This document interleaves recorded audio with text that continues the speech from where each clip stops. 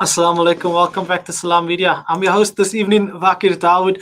First interview, such an amazing story listening to a young man all the way from Hermanus trying to raise funds so that he can go overseas and achieve his dream or South Africa's dream, representing his country, representing um, his city, the small town of Hermanus at the Dubai Sevens. We all hope that we can contribute to Jean-Andre's dream. But right now, talking about dreams, someone who made the South African dream come true, Mark Williams, more than 2 decades after he lifted the AFCON 1996 trophy. He scored a brace in that game. The Bafana legend will be telling his story in his autobiography that is launched already. From Gangster to Soccer Legend is the title of the book. Mark Williams played for many clubs, some of the top clubs in South Africa, from Jomo Cosmos to Mamelodi Sundowns, Cape Town Spurs, um, Kaizer Chiefs, even Swallows. Just to put into perspective some of the clubs he played for in South Africa. Overseas, he represented the likes of Wolves, that plays in the Premier League. Yep, he spent some time in China, and he also played for Corinthians in Brazil. So it just shows that he's got a long and expanding CV. And the most motivational thing about this is that he comes from Hanover Park, the Cape Flats, where that has one of the highest murder rates in the world. And whoever told you that from the concrete a flower can't grow was lying, because here we've got Mark Williams giving hope to millions, the same way he did in 1996, giving hope to a nation. Today he tells his story and he gives hope to millions around the world. Mark Williams, good evening. Thank you so much for joining me on Salam Media this evening. It's a pleasure. Thank you, man. You're looking rather handsome, eh? Our nation. Yeah, it's a little bit cold here, not like in Cape Town, but a little bit cold. So I'm just putting on just to make the ears a bit warm. And I've got a nice sort of cup of tea, nice rooibos tea, I got it for my Father's Day present, yeah. So yeah, What I does don't know that what say? you're gonna drink, but I'm gonna have a nice cup of rooibos tea. What about a honey? Lekker. Yeah. You forget that we're both in Joburg, eh? You forget that very, very quickly. Mark, Hey, yes. hey, your book. But before we get to your book, we need to understand that we have listeners that is global, all across the globe. And with me just giving them insight into saying that Hanover Park, or let's say the Cape Flats, has one of the highest murder rates in the world, just to paint a little bit of a picture for them, do you want to furthermore tell the listeners more about Hanover Park and a little bit more about the Cape Flats? Yeah, look, like I said, I was born in a place called Rondevlei. And then obviously we moved to Claremont, which were a dominantly white area and a little bit not so much on the gangster life. But, when apartheid started, in the 80s, 80, 85, 87, they decided that all the colored people that were living in Claremont were going to move. They threw us all into the jungle, which were called Hanover Park. Unfortunately, other people went to Bontebel, Menenberg, Mitchell's Plain. But yeah, I end up in Hanover Park. And, I think that my first sort of witness that I saw when I came in Hanover Park, it's one night on a Friday night, just getting off the terminus in Hanover Park. I saw they hang a guy there, and that was like, wow. I mean, after all this life, really, can you really do that? But look, people sometimes just want to survive. They want to make sure that, I mean, as a kid, I was like 13 till about 17 years old, so I had about 3 years of that experience, which wasn't a nice experience. I mean, you need to survive because you're in the jungle. But I don't know. It's just basically about people that wants to be sort of the leaders of a group, and nobody must come past that group. And if you are at the wrong place at the wrong time, unfortunately, you're going to pay the price. And a lot of times I've been at the wrong place at the wrong time, but it's amazing, how God protected me through all these gang fights and things like that. So I'm not surprised that it's the highest um, rate in the world. But there's a lot of things that I've seen, that I've done, that has happened to my friends. But yeah, I mean, people talk about it, but it's not like before. Nowadays they got a gun, they can just one, two, three. That time it was face to face, running into it with pangas and knives. So there was no way out, and the only way is you need to survive. And that's where I come from. And I can't say I'm not proud, because I've learned a lot about it also, about the language, about respect and discipline. It goes a long way in gang life, and that's one thing that has always helped me along the way wherever I found myself. Yes. Hmm. No, definitely. Bringing up respect and discipline brought back some memories there. That's why I'm having a bit of a giggle. Mark, like many legends, we find ourselves in the situation now where a lot of our legends pre-unity, or let's say back in the apartheid back in the apartheid regime, never documented their stories. And now for a youngster like myself and the next generation, we're gonna hear these stories. And like I hear my grandfather and telling me of all of these rugby legends and soccer legends that played in this country. And for us, it's like folk talk, because like anyone in my generation, if there's no pictures, if there's no videos, it didn't exist, it didn't happen. Mark, Yeah, what you can say. inspired you? What inspired you to write your book? Yeah, you can say that again, because I think that I used to play with a guy called Sex Kongwani. He was from Alexander. And he said to me, Mark, I know the people, because I played for Chiefs and he played for Chiefs. And he said, one day when I died, the people are going to celebrate. He said, while I'm alive, I want to celebrate and I want to give back. So for me was that when he passed on, I was always thinking that, my story from where I come from and the languages that I needed to change, and just trying to be myself. But there wasn't time for me actually to go and study further. It was about work or study. Hmm. But just like you mentioned, at least I was not in your father, or maybe before the era. At least when I played, there was videos, there was TV cameras, so you can catch a little bit some of that footage.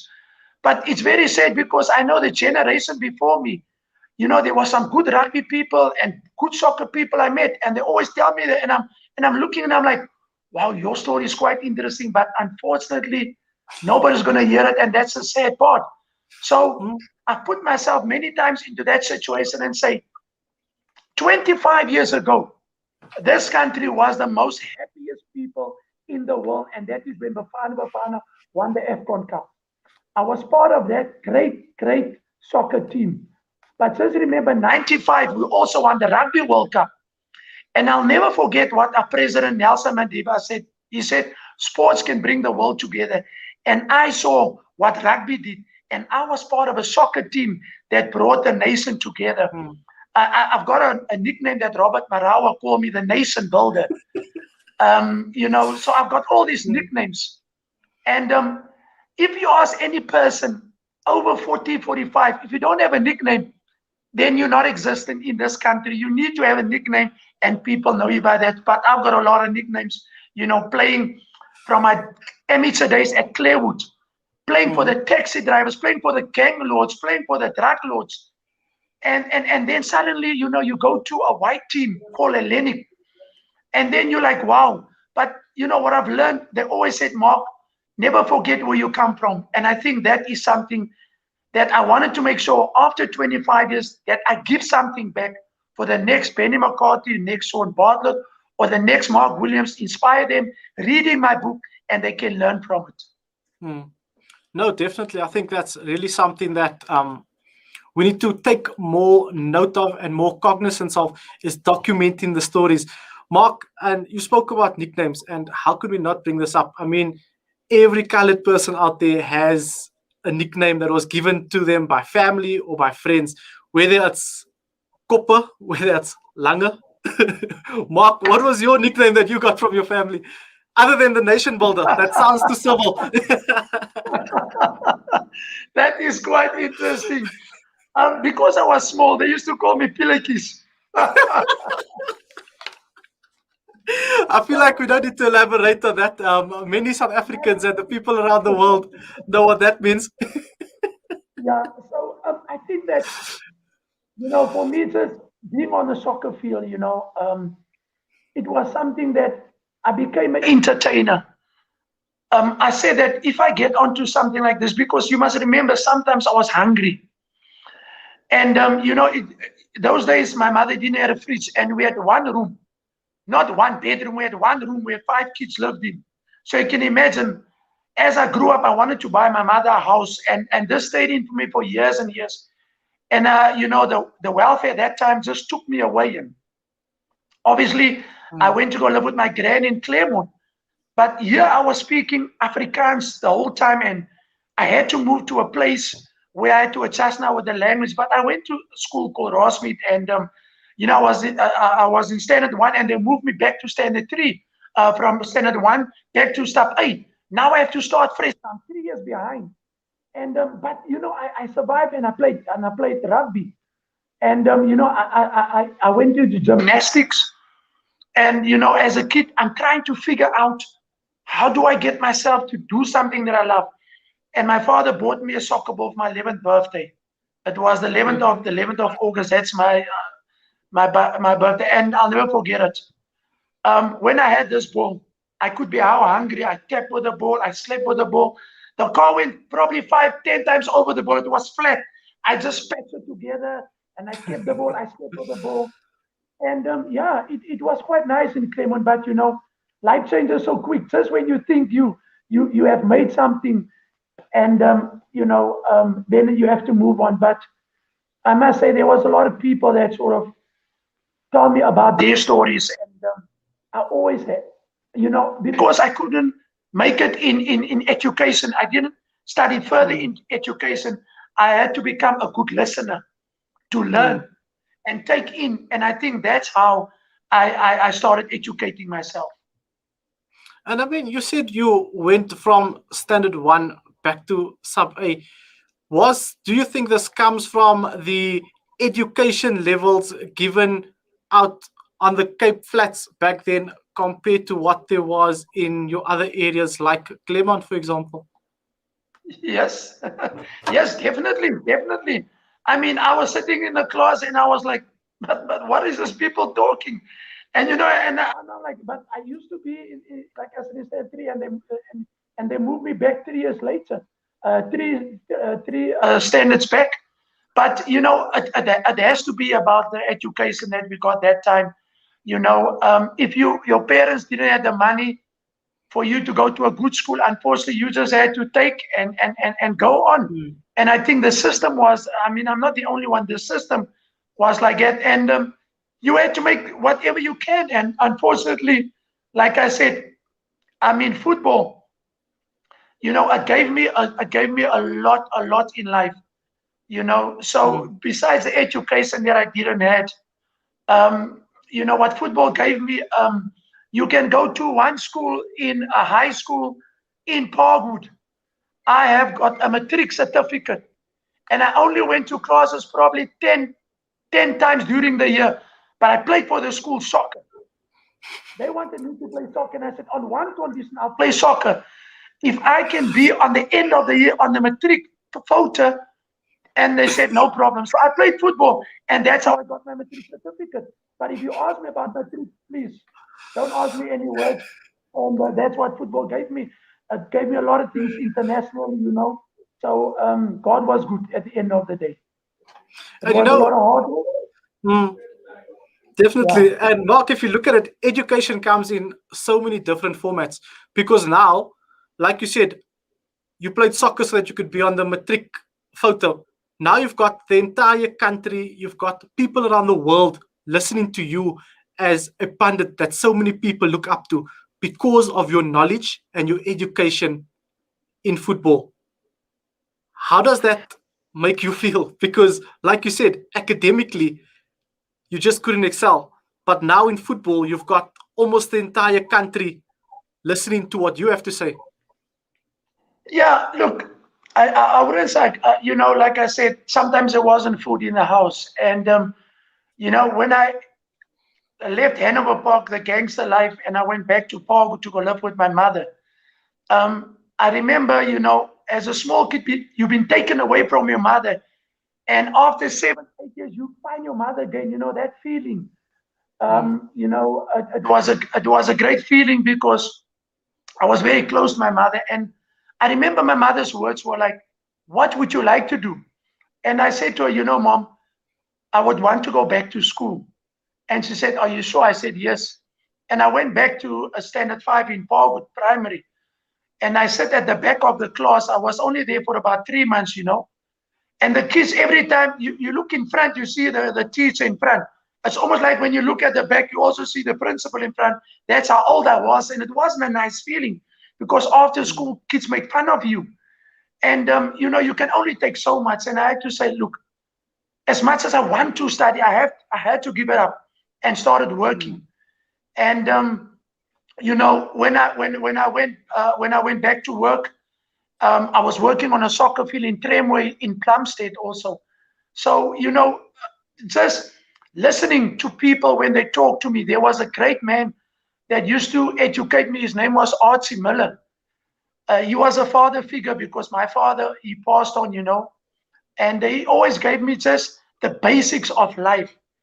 And I think that a lot of times in today's life, when coaches speaks to players, and I'm talking about soccer, 2 or 5 seconds when they're onto the field, they even forget what the coach instructions is. Now, at that time, I couldn't. I had to remember each and everything, whatever I was told and taking.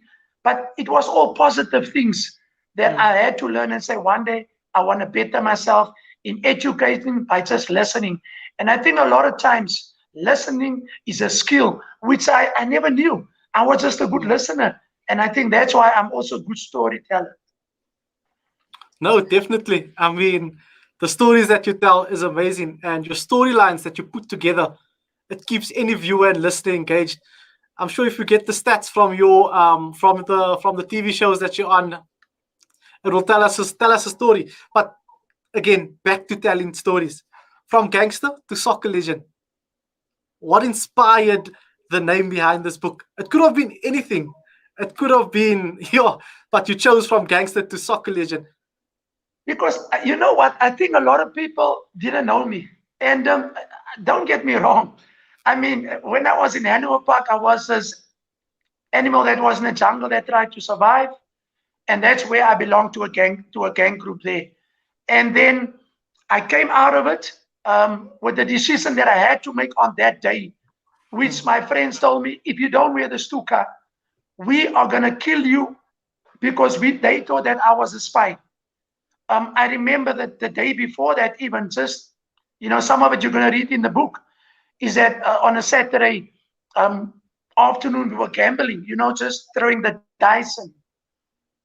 And we were about 8 guys. And I looked up and I thought that it's not the time yet, because when you in Hanover Park, you don't need to have a watch. When when the sun goes over the cloud, it's 4 o'clock, and then that's the time. But somebody tell me to look up, and as I looked up, I saw like a cloud of guys, gang group, in front of me. And there's only one way out. And when I turned around, there's also about 20, and there's about 15 guys in front of it, and we 8. The only way to get out of it, you go to the front or you go to the back. How you go through, it's with knives and pangas. It wasn't a nice day. A lot of my friends passed on, and I didn't have a wound. And my gang friends they were questioning the next day, say, no, we don't believe this. You were the spy, and I had to wear the stuka.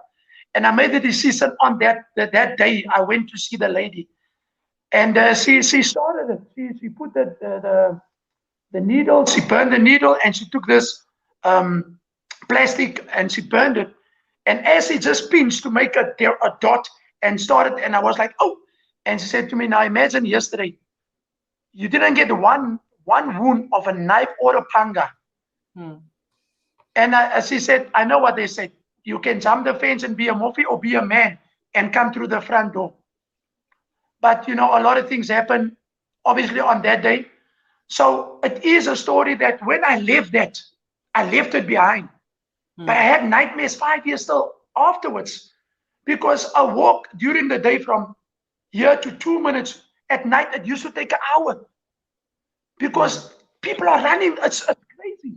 You see this animal, that animal. I'm talking about gangsters running here, and you have to duck and dive, and you ask yourself, "Wow, what?" And look, when I left Hanover Park, I left that gang world behind. Yes. So when it came to inspire, like you said, it could be anything. Why was it Gangster to Soccer Legend?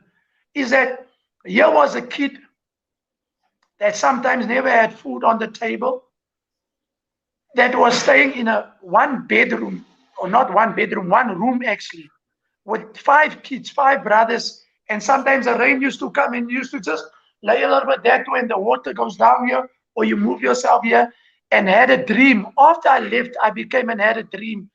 And that's when I decided that I'm going to search for the thing that God has given me. And, when I went to Parwood, I left the gang world behind. And because people that knows me, when they saw the cover of the book, they're like, what? Mark Williams? Because you know what, like I said, you don't, if you're not one, you don't have to be one. You don't have to show people where you come from. It's where you're going to. And I thought that the two together will give people a bit of insight about the real me. I don't want to leave anything behind. 96, the hero came in 96. When I played for Bafana Bafana, and I said, I knew on that day that it was my day. And I had to go up and give something to the country. Because 95, when we won the Rugby World Cup, I was in Germany doing pre-season training, and I cried on my own. But when we won it, I was drinking a bottle of champagne. I was going crazy. I was crying there in Germany because I was playing in Belgium at that stage. So 96, when I had the opportunity, those memories just came back to me, and I said, this is the day that I sacrificed, and I'm going to give it to the people from South Africa. And it was meant for me. God gave, he made sure that through all the hard work decisions that I made, I mean, come on. I mean, in Hanover Park, and in Parkwood, there was trucks, yes, did I do it? Yes, you can read in a book about it. It wasn't good, but I realized that there's only one thing that you can do at the time, is drugs or football. And I had to make the choices. Today, a lot of kids make the wrong choices. And this book will inspire them to put their heads together and say, well, if Mark can do it, that come from this place, then I can also do it. And that's ultimately what it's about. I mean, what would a nation builder be without giving hope to the next generation? Eh? Like you said, I mean, yes, it is a proud moment. 25 years later, people still recognize me. People are still talking about me. And, it's sad because it would have been nice if Bafana can at least win another AFCON Cup, so that my name at least can be up there. It's up there, but it's not gone yet. They always look back because we had a great team, players that played for the bats, for our country. And, the players of today is going to read about them also making decisions when you get money to invest. Because a lot of time they invest in the wrong things, material things, and not in the right thing. And thanks God, I did invest in the right things. But you need to get advice. Don't be scared to ask. Because I think the one thing that my mother taught me was there's two things a person can say. It's yes or no. And I was never afraid to listen to the word no or yes. So I always had to ask if I didn't understand something. Makes a lot of sense. Makes a lot of sense. Mark, 54 years experience. Am I being modest here? 100% right. 45. Yeah, next month, God willing, I'll be 55. I feel like 35, but yeah. Um, I think I'll take you on in a game of football to ultimately decide that. But I mean, how long did it take you to put the book together? Look, believe me, 96, I had an option. People came from Germany, from Switzerland. They wanted to do the story then already. But I thought that I wasn't ready, I grow inside to just let it out there? Um, no, not really. So, about 5 years ago, me and a great friend of mine, Joshua, I told him a little bit about the stories, and he said to me, "You know what? You need to get out your book." And I looked at him. I said, "Sorry, why do you want to do it?" He said, "No, Mark, your story is unique. It's a South African story about a kid that came from nothing, that achieved everything." And 2 years ago, during the COVID now, because the COVID sometimes keeps you out. It's been now 2 years we've been sitting, ducking and diving. And I tell them a little bit about this, then I'm scared. And I'm like, hey, wait, you can't be scared. You have to be honest. And I think last year, while the COVID, we went from level 5, it went down to level 2. Everybody was happy. And that's when I started here. So it's been quite a journey, because sometimes I wake up at night and I'm like, oh my, what's happening? And things just comes back, and then it's not easy, because I thought it's just going to be easy. You tell a story, but then something you realize that no, it's not finished. You have to add on this. So I'm just happy that by the 15th, the 20th, people can start. Even from now, they can go on the website and order it. And then obviously they can have the book, but it will be out by the 28th or the 29th. All depends of this pandemic that we're having. But it will be out in exclusive books. And I'm inviting 50 people indoor at the Maslow Hotel in Sandton, which were my 50 close people, friends and things like that. If we can have it outside, we'll try and have 80 and, maybe 20 of my fans. But I'll bring some of the 96 guys also there just to celebrate this book with me. Yes. Yes, see, it's a tough question to ask on air, but I mean, where do I fall under? Do I fall under family and friends, or do I fall under fans?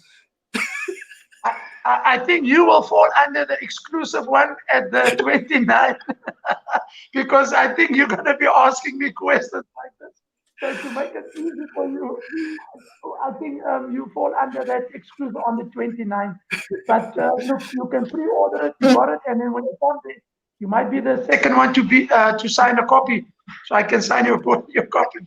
I'm only teasing, but I'm definitely getting myself. I have to. I mean, no, thanks, man. I really appreciate it. Thank you for out your story on it. It just makes everything incomplete. Mark, what are some of your favorite parts in the book? Some of the chapters that you want your fans, your family, and your friends to read about? You don't have to give the story away. You can just hint as to which chapters they should look out for. Yeah, look. Well, the chapter, I think, is that besides the matric, that he has a kid that never had matric, and he went to a lot of countries. I mean, the countries people now went to Belgium, and from a kid that couldn't speak or doesn't have, I could speak French. Il parle français, oui, monsieur, so, and then after that, I went to England, and I had a great coach called Bachi Byrne. He was a coach of Hellenic.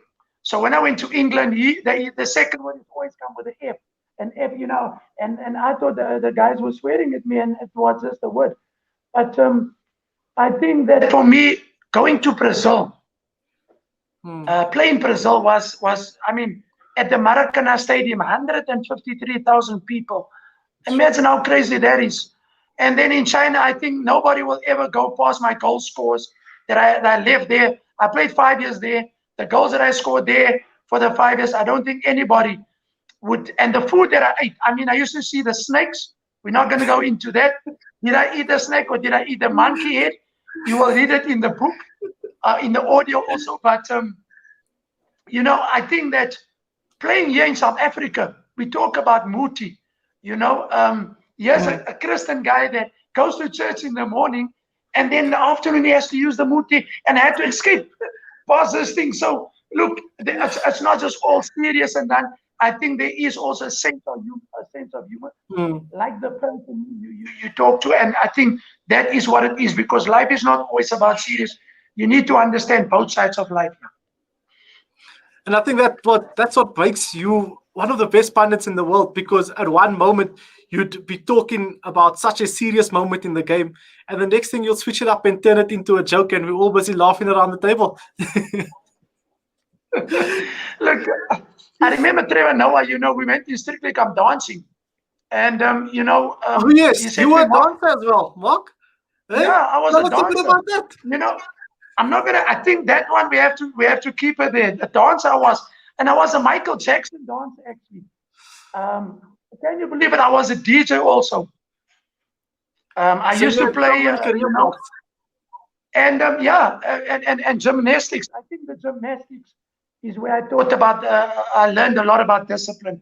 So I went through everything, but I think at the end of the day, you find that when you play something that you love, and I love the game. I played football and I loved it, and it fulfilled me. When I went onto the soccer field, I became an entertainer. I said, if I go onto the field, I'm going to score goals. And I remember playing for Kaizer Chiefs, one of the biggest teams in Africa. Um, that if I score, some people use their last money to come and watch me. But if the team wins, their stomach are full with joy. And that's what I did as an entertainer, as a football player, just to go on and make sure that I give everything on the field of play. Definitely, definitely. I mean, it's stories that hit home, stuff like that definitely hits a sport fan's heart, because I know exactly what you're talking about. Mark, like any autobiography, there is always chapters or stories that's going to shake up the industry. Have you got some of those in your book where you speak directly from your heart? Yes, I have. And when I was sitting with a publisher, we sit, and while I was explaining to some of these things, he just thought that, you know what, Mark? Remember, not all of us are going to buy the book or going to read it. So I think that after this book has been launched, we got to have a 10 chapter audio, and that's uncut. Hmm. That is straight from the horse's mouth. Yes, there is some in the book, but there is straight uncut from how it happened, how I got in, how I got out. And I think that just the line of telling the stories, because I think when I sit around the table, people say, please make an audio also. And I'm like, why? Are they dumb? Are they deaf or what? But I think just the voice and being into it, into that's, it's almost like in a movie. And Hmm. there's a chapter that's going to hit people. And I think at the end of the day, the documentary has to be on the top of my mind, But look, we're not going to go Hmm. there because of the pandemic. I want everybody to sort of look at what are we going through as a country. And Hmm. I think if all of us can be together just to make sure we keep our social distance, we keep our masks, and we follow the rules and regulations, we can beat this COVID. I think that if we see how it is in Europe, the people are happy, they're smiling, they're drinking beer, they're watching it. We can also do it. But we need everybody to do it Hmm. together, and so we can beat this pandemic. And at least I Hmm. can say it on this channel. So people must just tell the other one, keep your mask. I mean, today I went into a place. I mean, I've never seen in a mall almost 3, 4, 5,000 people. Some of them wasn't using the mask. There was one guy in front of me. When I turned around, I said, wash your hand. And he looked at me. It's almost like he's like, oh, wait, I know this face, but you couldn't. And then he started Hmm. sanitizing. And, don't be afraid, because I think that only when somebody passed in our family, it becomes a sad story. But we can Hmm. avoid that by standing together and fight this pandemic that's killing our people, and No, helping our front workers to make sure that we keep the rules and regulations. The nation builder himself. Yeah, we need to record that documentary. I see myself playing Mark Williams in there. No, I think 100%. I mean, the way you look at me, you got that look like somebody that can survive in the jungle, and I think that's very important. I think many people look at this face and they forget the fact that my dad is from Heidelberg, and when you mention the fact that you grew up in a room with 5 people, I always ask my dad, "How did you guys grow up in a flat with 2 bedrooms and you were 14 siblings in that house? Like how? I don't understand." Even till today, we go back to the flat and we look and we're thinking, "How did 14 people sleep in here?" I think it made us strong as people. Also, how to survive. Mm. I think for me, the most funny part is that, when I was in Rondeplein, we spoke Afrikaans, lekker. Now I go to Claremont, and everybody wanted this girl. Her name was Judy. And Judy had straight hair, that proper colored girl, straight hair and proper English. And I thought, you know what, today I'm going to tell her how I feel about her. And all my friends were standing there, and I went up to Judy. I was 11 years old, man, 12. And I went to Judy, I said, Judy, and she said, yes, Mark. And I was like, oh my God, what must I say next? And I said, Judy, I love you.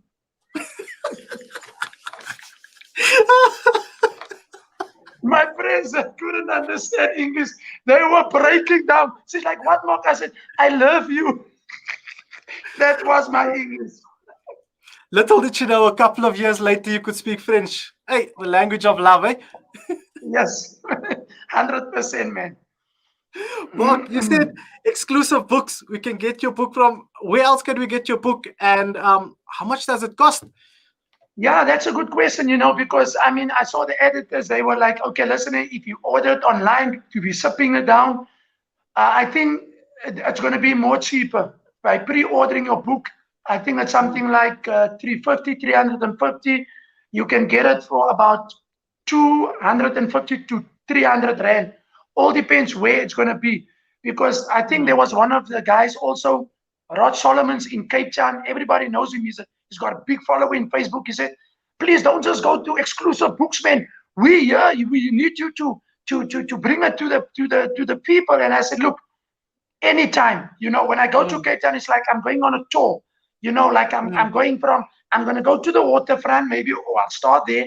Then I move myself, maybe just, I can't say Hanover Park, but maybe I'll just go to Lansdowne, and then maybe in Plumstead, and then Mitchell's Plain, and then, just to sign in to make sure that I'm hoping that, one of the sort of the business companies can come on and say, we would also like to have books, so you can give it to the schools, and that I can go to the schools and just, have a chat with them and share some of these books, some of the stories that I've got inside, and to change their mindset of decisions they make in life, because, we need that in today's life. So I'm hoping I am going to do it here in Johannesburg, but I'm hoping that I can also do it in the place where I come from, in Cape Town. Yes.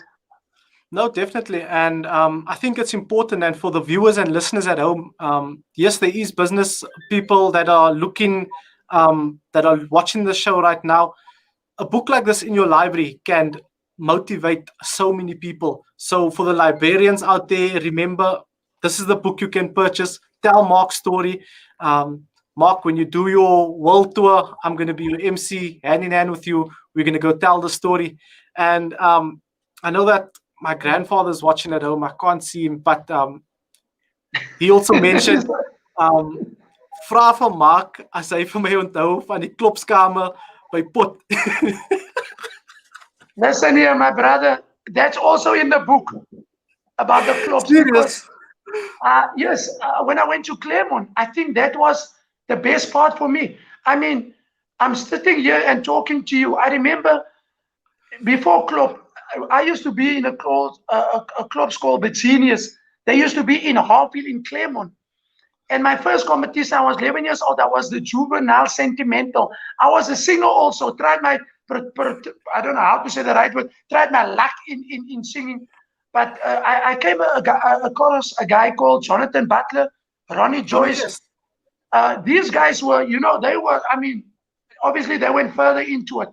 But I remember Ed Hartley was singing there for the juvenile. So even 5 years later, I was part of Pennsylvanians, the clubs, and it's just something that if you read it, if it's in the book, people will say that when it comes to December and January, that's a time when the Cape Place is boost.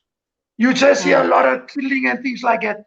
And the clubs actually used to help people, the gang people, to play clubs. So at least for 2 months, or 3 months, they are safe because it used to end at February because there's no fighting. Everybody's peace. Everybody's in a happy mood, Ikom Alibama, di Alibama, di Komo, di City, di Alibama. So, you paint your face, you're looking forward, and it's just a joy for a lot of people in Cape Town. And when I always used to go there, I meet some of the old faces. We have a laugh, and they're like, "Hey, thanks, man. Hey, you the guy that scored the 2 goals. Hey, thank you, man. You lift up our names." And that's it. But I definitely remember your father, your uncle, your father, if I see him at Ports Club, because I was there. Yes. You mentioned peace and quiet only until the people find out that Pennsylvanians won again, eh? And then there's again chaos on the flats. But Mark, before I let you go, there's a very special woman that has sent through a video for you. I'm not going to talk anymore. I'm just going to get the producer to play the video, and that will talk for itself. Hi, Mark. Desra Alice here. I'd like to wish you all the best with your book, From Gangster to Legend. I think your story will inspire many kids on the Cape Flats. It doesn't matter where you come from. If you have the talent, if you have the will, you can succeed, and you surely have shown that at the highest level. So all the best for the future, and thank you for always being an inspiration to all the kids on the Cape Flats. Mark Williams, that is our banana coach, Desiree Ellis. Yeah. Wow. I remember one year, man. She was Western Province Lady of the Year, and I was Western Province Man of the Year. And we took, she took the Cape Flats by storm. I used to coach them also when I played for Lennox. But thanks, Desiree. He's one of the people that I could say that I saw her play, and she's doing wonderful work with Bayana. And, to be the FIFA Coach of the Year, that also comes from Cape Town. I've got a picture where we both laying on the soccer field in Wetton, and we got this pic, Western Province Woman of the Year and Western Province Men of the Year. So thanks, Desiree. I really appreciate that. But I had some good memories here. Thanks for that. I'm glad you managed to wipe the tears before we came back onto camera. Yes. Mark, amazing chat. Thank you so much for your time this evening. I'm looking forward to chatting to you real soon. And for the viewers and listeners at home, don't forget, go get that book. It will be in exclusive books at the end of this month, or you could purchase it online. It goes from $280 to $300. Get that book. I promise you, it's one that will inspire many. Just like Mark's 2 goals in '96 inspired a nation. Now, thank you very much. I really appreciate having you on your show. For all the listeners, it's just something that I can share with you while I'm still alive, because like I said, it's 25 years celebration of Bafana, and I'm celebrating coming out with my book. So it's going to be good memories, and it's going to take us back. So it gives another one hope. But thank you for having me on your show, and I'll see you soon, brother. If I come to Cape Town, you're going to go on that tour bus with me. Let's do that. Let's start with Joburg first. I'm at the Maslow. 100%. No problem. Thank you very much. That was Mark Williams, the Bafana legend, telling us about his book that's recently launched, From Gangster to Soccer Legend. What an amazing story, motivational. Don't forget to get your hands on that book. It will be launched at the end of this month, online or at exclusive books. Get your hands on it. Amazing. From one legend to another. Next up, we're going to chat in about the life of the former Proteas team manager, Mr. Ghulam Raja. He passed on earlier this week due to COVID-19 complications. And what a legend he was. He was a qualified pharmacist that never got the opportunity to study locally. And he went over to England through the sponsorship and help of someone else to go study over there. And he came back to South Africa to apply his trade. Little did he know, a few years later, he was going to become the longest serving Proteas manager ever and one of the greatest administrators of the game. Stay tuned to Salam Media. We're going to be back at 8:30. We're chatting to the likes of legendary broadcaster Ashraf Garda, former Protea Seema Makai Antini, and also Dr. Musaji, the former team doctor for the Proteas. And also one of the other Garda cousins. We're going to be chatting to him as well, telling us all about their experiences with the legend, Mr. Ghulam Raja. Stay tuned to Salam Media.